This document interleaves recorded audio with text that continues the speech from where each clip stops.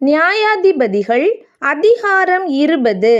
அப்பொழுது தான் முதல் பெயர்செபா மட்டுமுள்ள இஸ்ரவேல் புத்திரர் அனைவரும் கீலேயாத் தேசத்தாருடன் மிஸ்பாவிலே கர்த்தருக்கு முன்பாக ஏகோபித்து சபையாக கூடினார்கள்.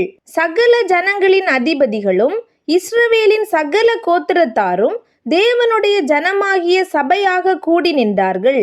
அவர்கள் பட்டயம் உருவுகிற 4,00,000 காலாட்கள். இஸ்ரவேல் புத்திரர் மிஸ்பாவுக்கு வந்த செய்தியை பென்யமீன் புத்திரர் கேள்விப்பட்டார்கள். அந்த அக்கிரமம் நடந்தது எப்படி சொல்லுங்கள் என்று இஸ்ரவேல் புத்திரர் கேட்டார்கள். அப்பொழுது கொலை செய்யப்பட்ட ஸ்திரீயின் புருஷனாகிய லேவியன் மாறுதரமாக, நானும் என் மறுமனையாட்டியும் பென்யமீன் நாட்டிலுள்ள கிபியாவிலே ராத்தங்க வந்தோம். அப்பொழுது கிபியா பட்டணத்தார் எனக்கு விரோதமாய் எழும்பி என்னை கொலை செய்ய நினைத்து, நான் இருந்த வீட்டை ராத்திரியிலே வளைந்து கொண்டு என் மறுமனையாட்டியை அவமானப்படுத்தினார்கள். அதனாலே அவள் செத்து போனாள். ஆகையால் இஸ்ரவேலிலே அவர்கள் இப்படிப்பட்ட முறைகேட்டையும் மதிகேட்டையும் செய்தபடியினால் நான் என் மறுமனையாட்டியை பிடித்து துண்டித்து இஸ்ரவேலின் சுதந்திரமான சகல நாடுகளுக்கும் அனுப்பினேன். நீங்கள் எல்லாரும் இஸ்ரவேல் புத்திரராமே, இங்கே ஆலோசித்து தீர்மானம் பண்ணுங்கள் என்றான். அப்பொழுது எல்லா ஜனங்களும் ஏகமாய் எழும்பி, நம்மில் ஒருவரும் தன் கூடாரத்திற்கு போகவும் படாது, ஒருவனும் தன் வீட்டிற்கு திரும்பவும் படாது. இப்பொழுது கிபியாவுக்கு செய்ய வேண்டியது என்னவென்றால், சீட்டு போட்டு அதற்கு விரோதமாக போவோம். பென்யமீன் கோத்திரமான கிபியா பட்டணத்தார் இஸ்ரவேலிலே செய்த எல்லா மதிகேட்டுக்கும் தக்கதாக ஜனங்கள் வந்து செய்யும்படிக்கு நாம் தானிய தவசங்களை சம்பாதிக்கிறதற்கு இஸ்ரவேல் கோத்திரங்களிலெல்லாம் 100 பேரில் 10 பேரையும் 1000 பேரில் 100 பேரையும் 10,000 பேரில் 1000 பேரையும் தெரிந்தெடுப்போம் என்றார்கள்.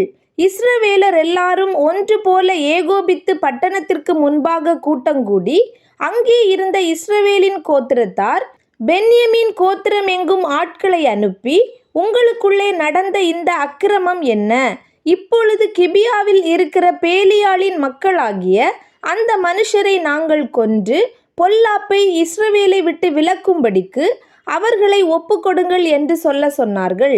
பென்யமீன் புத்திரர் இஸ்ரவேல் புத்திரராகிய தங்கள் சகோதரரின் சொல்லை கேட்க மனமில்லாமல் இஸ்ரவேல் புத்திரரோடு யுத்தம் பண்ண புறப்படும்படிக்கு பட்டணங்களிலிருந்து கிபியாவுக்கு வந்து கூடினார்கள். கிபியாவின் குடிகளிலே தெரிந்து கொள்ளப்பட்ட 700 பேரை அல்லாமல் அந்நாளில் பட்டணங்களிலிருந்து வந்து கூடின பட்டயம் உருவுகிற மனுஷரின் லக்கம் 26,000 பேர் என்று தொகையிடப்பட்டது. அந்த ஜனங்கள் எல்லாருக்குள்ளும் தெரிந்து கொள்ளப்பட்ட இடது கை வாக்கான 700 பேர் இருந்தார்கள். அவர்கள் அனைவரும் ஒரு மயிரிழையும் தப்பாதபடிக்கு கவண்கள் எறிவார்கள். பென்யமீன் கோத்திரத்தை அல்லாமல் இஸ்ரவேலிலே பட்டயம் உருவுகிற மனுஷர் 4,00,000 பேர் என்று தொகையிடப்பட்டது. இவர்கள் எல்லாரும் யுத்த வீரராயிருந்தார்கள். இஸ்ரவேல் புத்திரரான அவர்கள் எழும்பி தேவனுடைய வீட்டிற்கு போய், எங்களில் யார் முந்தி போய் பென்யமீன் புத்திரரோடு யுத்தம் பண்ண வேண்டும் என்று தேவனிடத்தில் விசாரித்தார்கள். அதற்கு கர்த்தர், யூதா முந்தி போக வேண்டும் என்றார். அப்பொழுது இஸ்ரவேல் புத்திரர் காலமே எழுந்து புறப்பட்டு கிபியாவுக்கு எதிராக பாளையம் இறங்கினார்கள். பின்பு இஸ்ரவேல் மனுஷர் பென்யமீனோடு யுத்தம் பண்ண புறப்பட்டு கிபியாவிலே அவர்களுக்கு எதிராக போர் செய்ய அணிவகுத்து நின்றார்கள். ஆனாலும் பென்யமீன் புத்திரர் கிபியாவிலிருந்து புறப்பட்டு இஸ்ரவேலில் 22,000 பேரை அன்றைய தினம் தரையிலே விழும்படி சங்கரித்தார்கள். இஸ்ரவேல் ஜனங்கள் தங்களை திடப்படுத்தி கொண்டு முதல் நாளில் அணிவகுத்து நின்ற ஸ்தலத்திலே மறுபடியும் போர் செய்ய அணிவகுத்து நின்றார்கள்.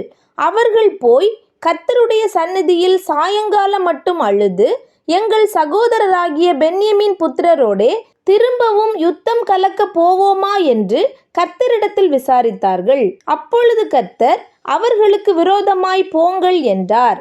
மறுநாளிலே இஸ்ரவேல் புத்திரர் பென்யமீன் புத்திரர் கிட்ட சேருகிற போது பென்யமீன் கோத்திரத்தாரும் அந்நாளிலே கிபியாவிலிருந்து அவர்களுக்கு எதிராக புறப்பட்டு வந்து, பின்னும் இஸ்ரவேல் புத்திரரில் பட்டயம் உருவுகிற 18,000 பேரை தரையிலே விழும்படி சங்கரித்தார்கள். அப்பொழுது இஸ்ரவேல் புத்திரராகிய சகல ஜனங்களும் புறப்பட்டு தேவனுடைய வீட்டிற்கு போய் அங்கே கர்த்தருடைய சந்நிதியில் அழுது தரித்திருந்து அன்று சாயங்காலம் மட்டும் உபவாசித்து கர்த்தருடைய சந்நிதியில் சர்வாங்க தகன பலிகளையும் சமாதான பலிகளையும் இட்டு கர்த்தரிடத்தில் விசாரித்தார்கள்.